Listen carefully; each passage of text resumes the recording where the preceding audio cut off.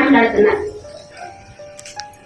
60 साल की उम्र के बाद after 60 years of age, government, my government, our government, this system which is of our country, हमारा देश हमको बोलता है कि भैया तुम और तुम्हारी बीवी, यू एंड योर वाइफ 1000 रुपए में रहो, खुश रहो. क्या हमें मंजूर है? मंजूर है? तो नमस्कार दोस्तों, आपका स्वागत है हमारे यूट्यूब चैनल टेक्निकल मोदी 2.0 में. EPS 95 पेंशन बढ़ोतरी को लेकर हाल ही में कमांडर अशोक रावत जी ने एक बड़ी बैठक का संबोधन किया, जो कि कर्नाटका में की गई है, जहां पर EPS 95 पेंशन बढ़ोतरी को लेकर कई प्रकार की चर्चाएं की गई.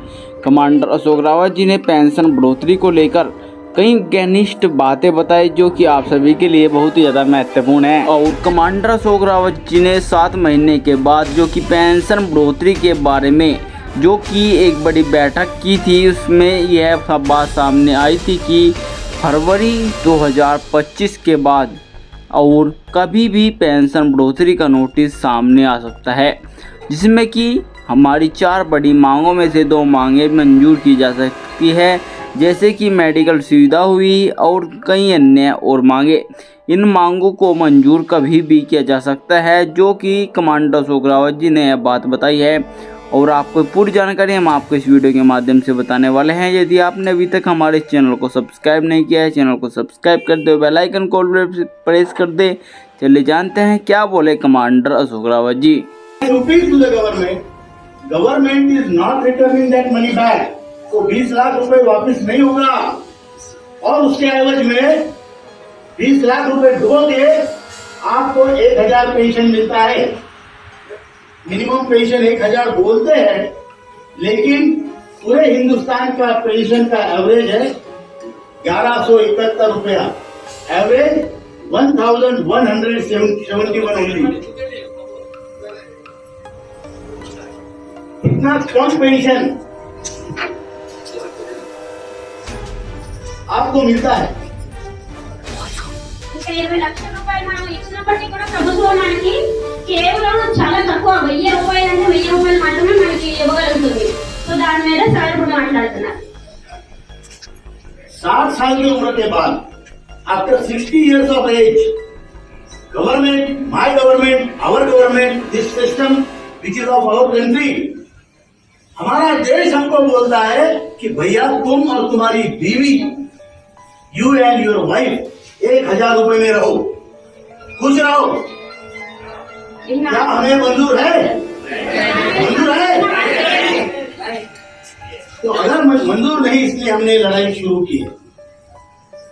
और ये लड़ाई सिर्फ वैजाग में, विशाखापट्टनम में या आंध्र प्रदेश में ही नहीं है, ये देश के हर राज्य में ये लड़ाई है. जिला स्तर पे है, तालुका स्तर पे, और सभी बूढ़े लोग मिलके लड़ रहे हैं. मिलके. हमारे में शक्ति नहीं है, आरोग्य नहीं है, पैसा नहीं है, उम्र नहीं है, लेकिन जज्बा है, फीलिंग्स है. हम जिंदा है, मरे नहीं है.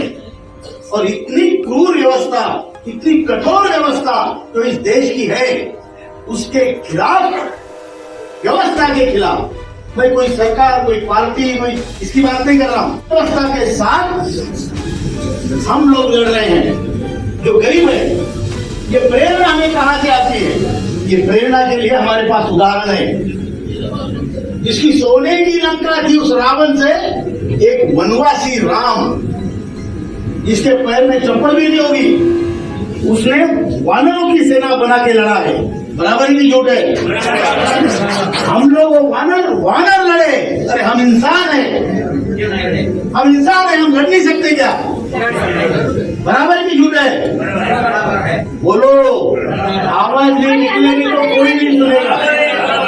आवाज नहीं निकलेगी तो कोई सुनने वाला नहीं.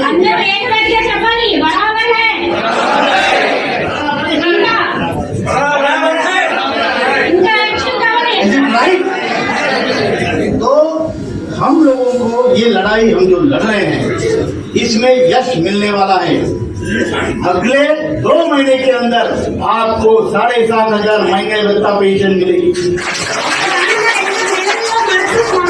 ఈ 7,500 అన్న పెన్షన్ రానుందని సార్ చెప్తున్నారు. 100% అష్యూరెన్స్ ఫ్రమ్ అసోక్రాట్స్. इसके अलावा मेडिकल फैसिलिटी मिलेगी, पति पत्नी को मेडिकल फैसिलिटी मिलेगी, फ्री में मिलेगी और 58 साल के बाद मिलनी चाहिए, ये हमारी डिमांड है।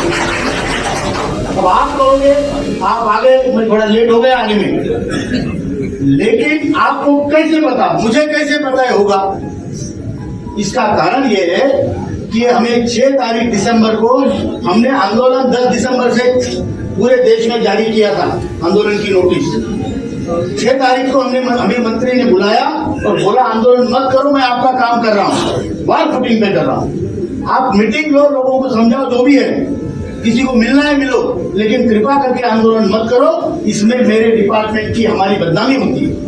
तो हमने बोला जब बदनामी से डरते हैं तो बड़ी अच्छी बात है, आप बदनामी से डर रहे हैं, ये तो अच्छी बात है। तो आप हमारा काम करें, हम आपकी बदनामी नहीं करेंगे। మరి మోదీ ప్రభుత్వం చెప్తుంది ఇలాంటి ఆందోళనలు అలాంటివి చేయడానికి మేము మీరు ఏదైతే మా వైపు విన్నపం చేసుకున్నారో వాటిని మేము నెరవేరుస్తామని హామీ ఇచ్చి ఉన్నారు. हमने 10 तारीख का आंदोलन कैंसिल किया, उसके बाद